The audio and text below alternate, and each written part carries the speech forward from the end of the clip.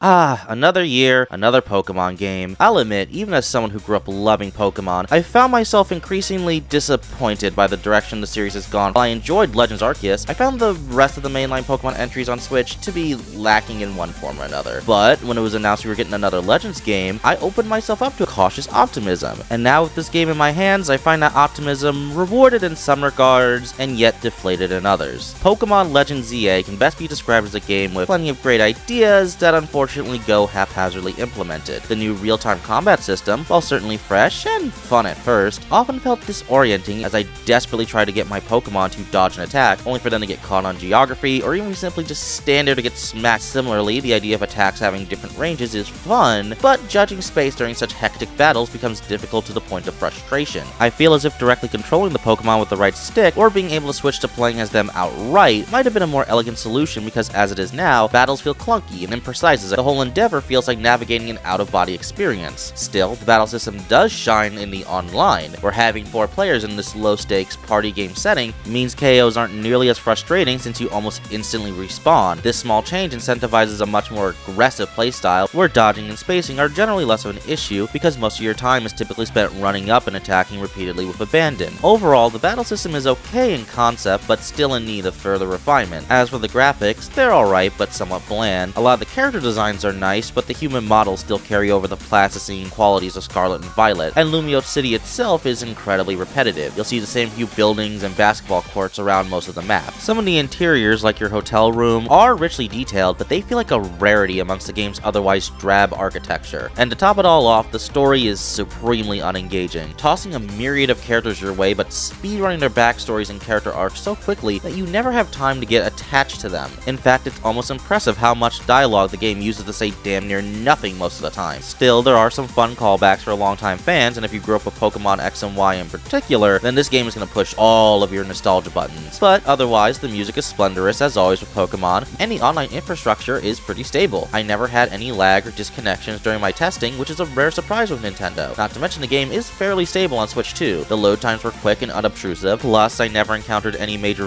visual glitches or crashes, so at the very least this game isn't releasing a broken mess. In the end, I give Pokemon Legends ZA a very soft recommendation, at least if you can get it on sale. $60 or $70 for the Switch 2 version is certainly a steep ask for what's on offer, but the game overall isn't bad. The core battle system, while unrefined, can still be enjoyable, and the act of collecting Pokemon to fill out your decks is still as satisfying as it's been since 1996. But even with that in mind, ZA remains unable to break that sense of feeling underbaked that's haunted the series ever since Game Freak made the jump to HD. It's good, but it doesn't quite hit that A+ mark.